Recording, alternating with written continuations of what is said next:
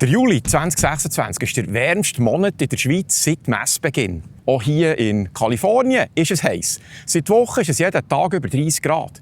Im Unterschied zur Schweiz hat aber fast jeder Ami ein Klimagerät am Laufen. Ich habe gemeint, ich wüsste, warum das anders ist, weil Klimaanlagen in der Schweiz verboten sind. Das stimmt so, aber überhaupt nicht. Ciao zusammen von Gonten hier. Herzlich willkommen zum heutigen Beitrag. In diesem Video bin ich der Frage nachgegangen, wer in der Schweiz eine Klimaanlage einbauen darf und wer nicht.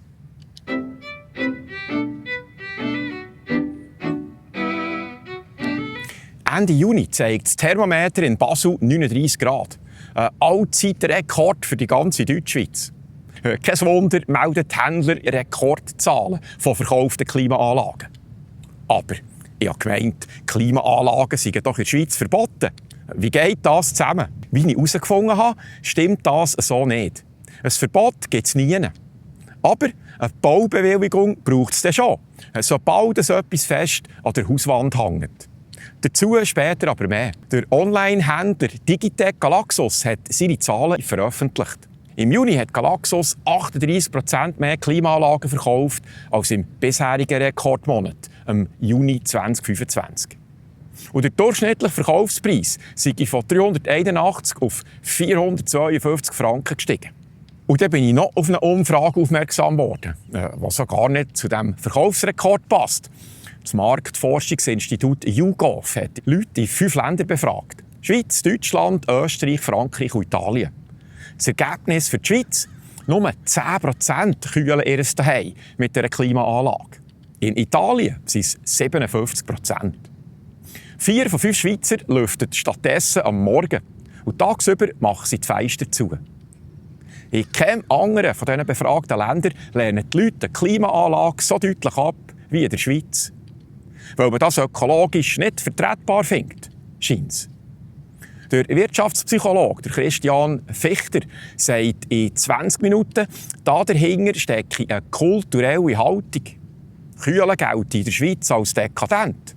Heizen dagegen nicht. Im Winter heizt jeder auf angenehme Temperaturen, ohne sich zu rechtfertigen. Das Schlafzimmer im August von 28 auf 23 Grad zu gelte dagegen als Luxus. Beim Lesen von der Galaxus-Meldung ist mir dann noch etwas anderes aufgefallen. 55% von diesen verkauften Geräten sind sogenannte mobile Monoblocks. Eine Kiste mit einem Schlauch, der zum Fenster raushängt. Also genau die Geräte, die man im Bau und Hobby mitnimmt und selber herstellt. Die Schweiz kauft also durchaus so Klimaanlagen, aber nur heimlich. Und man sieht fast nichts davon an den Fassaden. Ich habe ja erwähnt, dass es kein eigentliches Verbot gibt. Aber was steht denn im Weg, dass man kaum richtig fest installierte Anlagen sieht? Das als nächstes.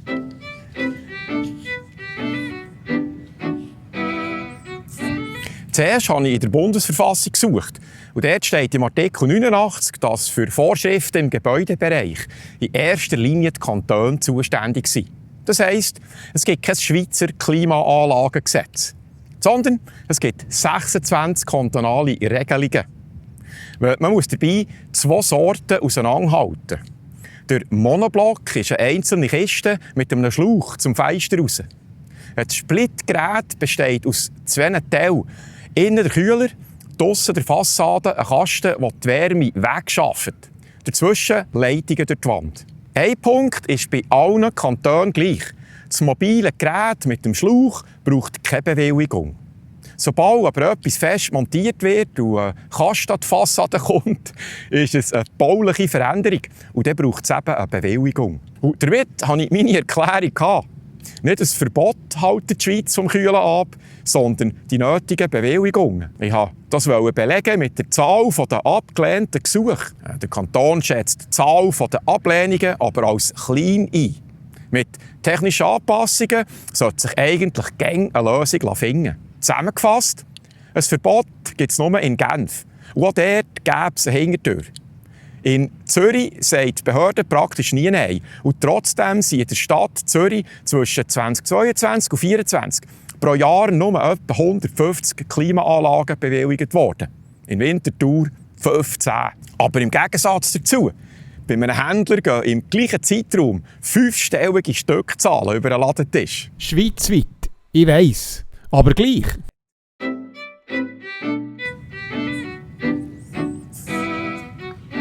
Offenbar stellen nur wenige ein Gesuch. Und da habe ich mich gefragt, wer darf so ein Gesuch überhaupt stellen? Die Antwort kommt auch wieder vom Zürcher Regierungsrat. Ein Baugesuch stellt, wem das Haus gehört. Was ein Mieter machen kann, habe ich dann beim Mieterinnen- und Mieterverband nachgelesen. Ein mobiles Gerät darf man in der Regel ohne Zustimmung herstellen, solange man nichts umbaut. Für eine fest installierte Anlage braucht es die Zustimmung von der Vermieterschaft. Und einen Anspruch auf eine Klimaanlage gibt es nicht. Andere Massnahmen haben Vorrang. Stornen, Rollläden, Hitzeschutzfolien. Wobei, als Mieter hat man gewisse Rechte. Das Bundesgericht hat zum Beispiel entschieden, dass man in einer Mietwohnung eine Raumtemperatur von 20 bis 21 Grad erwarten darf. Liegt die Temperatur dauerhaft bis zu 5 Grad drüber, kann das als Mangel gelten. Dann gibt es unter Umständen eine Mietzinsreduktion. Also, unter Umständen bekommt man als Mieter Geld zurück für die Schweize. Aber eine kühle Wohnung gibt es dann trotzdem nicht, wenn der Eigentümer nicht will. Und damit macht der gemeldete Verkaufsrekord plötzlich Sinn. Die Kiste mit dem Schlauch ist für die meisten die einzige Lösung, über die sie selber entscheiden können. Und genau hier hakt jetzt die Politik ein.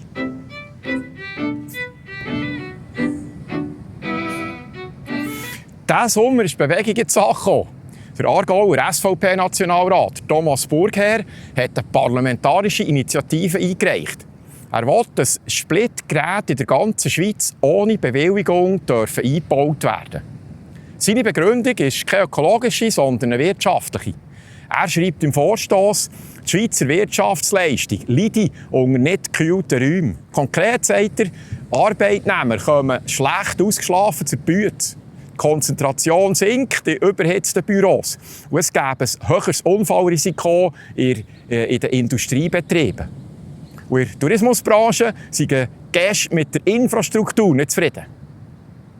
Von einer ganz anderen Seite kommt der Grünliberal Patrick Hässig. Ihm geht es um Gesundheit. Er will, dass besonders gefährdete Personen wie ältere Menschen, Kranke oder Kleinkinder besser geschützt werden. Und er fordert den gezielten Einsatz von modernen Geräten. Und dann hat sich am 1. Juli der zuständige Bundesrat geäussert. Der Albert Rösti hat an seinem Sommergespräch im Verkehrshaus Luzern gesagt, das Kühlen gehöre zur Eigenverantwortung. Wer bei sich daheim eine Anlage einbauen will, soll das dürfen machen. Und zwar unbürokratischer als heute. Wichtig ist dabei die genaue Formulierung. Der Bundesrat will die Splitanlagen einfacher bewilligen. Dass es aber eine Pflicht gibt, Klimaanlagen einzubauen, lehnt er ab. Rösti selber hat übrigens keine. Im Büro verhindert der Denkmalschutz den Einbau. Und sein Wohnhaus sei gut genug isoliert. Die Berner sind in dieser Sache ausnahmsweise mal blitzschnell. Der Berner Grossrat hat am 4. März in diesem Jahr mit 72 zu 68 Stimmen beschlossen, für leise, effiziente Anlagen, die mit selber produziertem Strom laufen, soll künftig eine Meldung reichen, statt einer Baubewilligung. Und das haben die schon mehrere Monate vor der grossen Hitze entschieden. Hut ab! Oder sollte ich sagen, Kappe ab! Zusammengefasst, die Argumente für eine Lockerung kommen aus zwei Richtungen. Aus der Wirtschaft und aus dem Gesundheitsschutz. Bleibt die Frage, was die Kritiker über so Lockerungen sagen.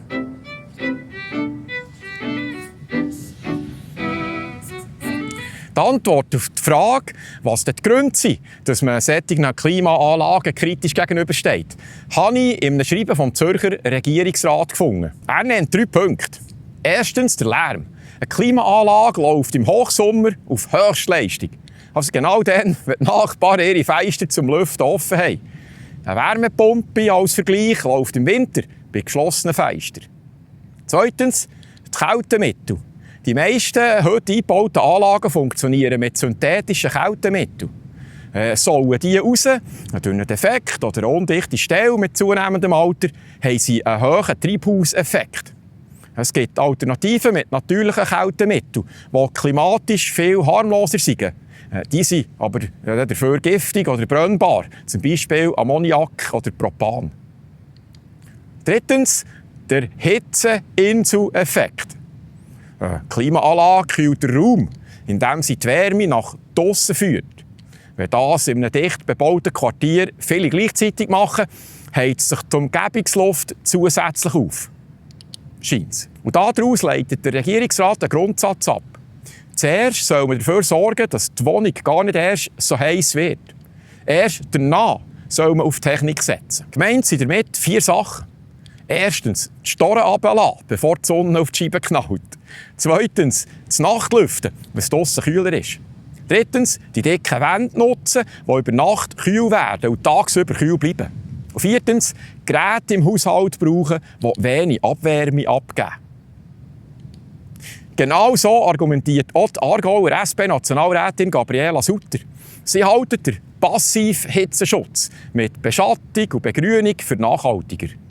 Gegenüber CH Media sagt sie, das spart Energie und verursacht keinen zusätzlichen Lärm. In Genf, dem strengsten Kanton, sagt die zuständige Regierungsrätin Marjorie de Chastonnay im Westschweizer Fernsehen einen Satz, der die Haltung gut zusammenfasst. Die Klimaanlage sei kein Tabu, aber auch keine Wunderlösung. Vorrang haben passive Massnahmen wie Nachtlüftung und Beschattung. Abschliessend noch zu den Gebühren. Einfache Gesuche bearbeitet zum Beispiel die Stadt Zürich innerhalb 20 Arbeitstage. Die Kosten gehen von 100 Stutz für eine kleine Anlage bis 23'000 Franken für eine grosse Anlage in einem Bürogebäude oder einer Fabrik. Zusammengefasst, den Kritikern geht es vor allem um Lärm zur falschen Jahreszeit, um Kältemittel, die beim Entweichen schaden, und um die Wärme, die von drinnen nach draussen wandert. Damit haben wir beide Seiten gehört. Und jetzt wie gehen noch zu meiner persönlichen Meinung zum Thema. Aber zuerst noch ganz kurz. Hey, merci vielmals an alle, die mich mit einer Spende unterstützen. Ihr wisst ja, Vogonten ist zu 100% unabhängig und rein zuschauerfinanziert. Darum nochmal einen herzlichen Dank an alle Unterstützer. Ihr findet Spendeninfos unter www.vogonten.ch oder auch im Beschreibungstext von jedem Video. Jetzt aber zu meinem Kommentar.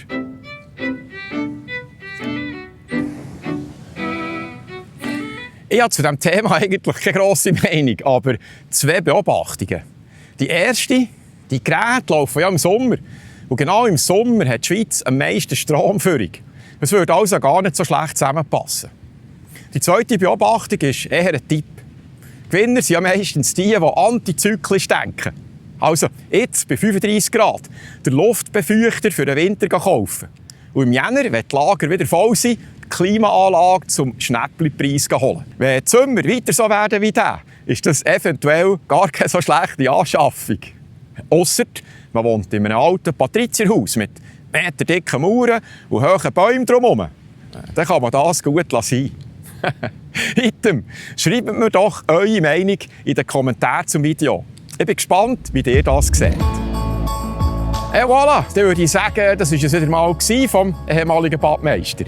Merci fürs Reinschauen. Wir sehen uns nächste Woche wieder. Ich hoffe, ihr seid auch wieder dabei. Ich freue mich. Tschüss.